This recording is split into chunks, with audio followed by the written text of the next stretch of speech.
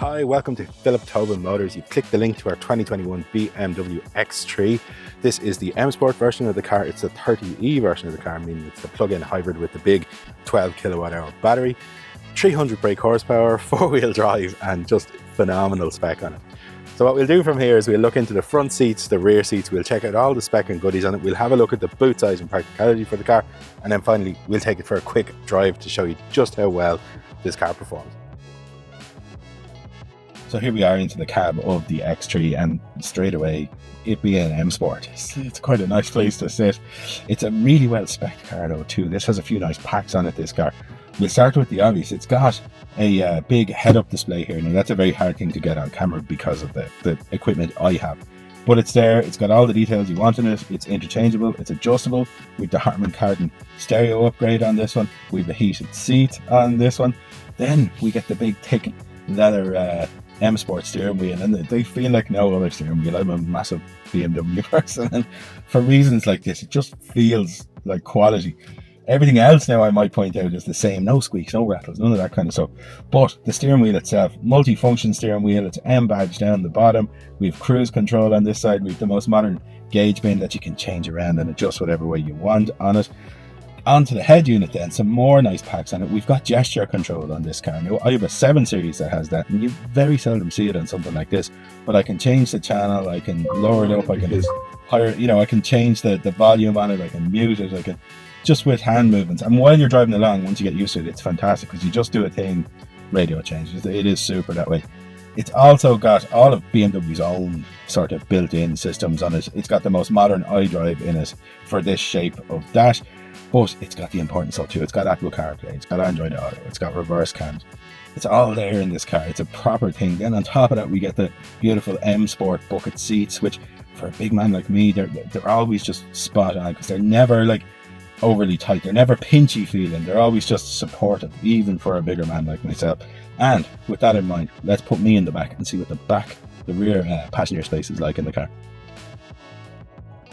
So into the back of the X3, and behind my own driving position, and I've got 4.5 inches of knee room, headroom. I've got full fist worth of headroom. 3 adults are going to fit across it all day long. We got ISOFIX points for kids, and for scope, I'm 6'1". I'm not the smallest man in the world. I'm just completely comfortable in here, and I believe 3 men my size will fit in here all day too. We're not forgotten about either. We get our own climate controls in here. We get ventilation control. We get USB-C ports. This is a serious bit of kit. What we'll do from here though is we'll check out the boot, and then finally we'll take it for a quick drive. Now moving around to the back of the car, we get an electric tailgate. We can operate from the key, we can open and close it. But into the boot itself, we have a really big opening in it, and even with the big battery in it, we still end up with about 470 litres of usable cargo space. The seats fold in a 40-40-20 split, so we get a ski hatch through the middle. With the seats down though, we're up to about 1,500 litres of cargo capacity in there. And as I said, with this big entry point, you're going to fit anything realistic into the back of that car should you need to. So here we are out driving the X3, and in terms of how it drives, the car is absolutely spot on. There's no squeaks, no rattles. Have a listen out there. You can hear nothing untoward happening in here. It's just a really tight, nice example. The second thing about them is the vantage point out is just fantastic. You get an excellent vantage point.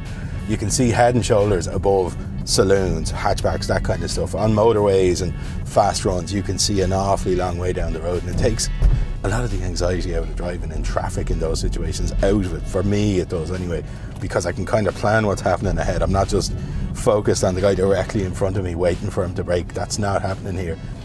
Then the way it actually drives is just phenomenal.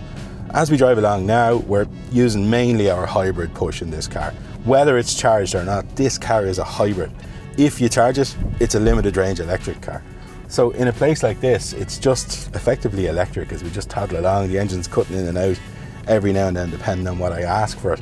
But it's a madly torquey thing as well, so it makes it hugely wafty. Like, this car has 300 brake horsepower when you combine all the things together, and 450 Newton meters or something, I want to say. And what that power does, I always say the same thing. It's like Rolls-Royce have 700 horsepower. They don't have it for drag racing. They have it for wafting. And this thing wafts perfectly. It's just effortlessly quick. Like, it's so smooth and linear. You press it, it does exactly what you think it's going to do, but it'll give back pretty good economy too. These things will give you around 50-55 kilometers of fully electric range, and if you're religious about charging this car, that's going to cover most people's commutes. Then you put fuel in it and you head off across the country. Like, that's the beauty of these things. If you drive them properly with these bigger batteries, the 12 kilowatt usable batteries, they really do perform, and you can really make them super economical. Like, they are excellent. But in saying that, you don't actually have to charge them because they're always a self-charging hybrid. So you've always got hybrid function, and you've always got the 300 horsepower. So it's a serious bit of kit. It's a nice car. Anyway, that's enough about the car. I'll move on to us briefly. Just let you know what you get with the car. With this car, it gets 12 months warranty with us, and it gets AA membership for 12 months. The warranty is the important part though, because that's an in-house warranty. That's not an aftermarket insurance product warranty where you're farmed off and you have to make 1,000 phone calls before you get anywhere and then you don't get it covered. Not how it works with us. The warranty is with us, it's in-house, and if it's covered, it's covered. The other thing about it then, take a look at our Google reviews. Like, we've got absolutely fantastic Google reviews. We've got to be one of the best reviewed second-hand dealers in the country. And when you get over to us to come and see this car, you're going to meet myself, you're going to meet Philip, or you're going to meet Brian. So you're going to see one of us in the place, and I promise you, we're going to take care of you because we want you back for your next car. Other than that, I just want to say thank you for watching all the way to the end. From here, you can click the link in the video's description or use the numbers provided on screen now to book your appointment to come and see this car today. But other than that, thank you so much again for watching all the way to the end, and hopefully we see you very soon.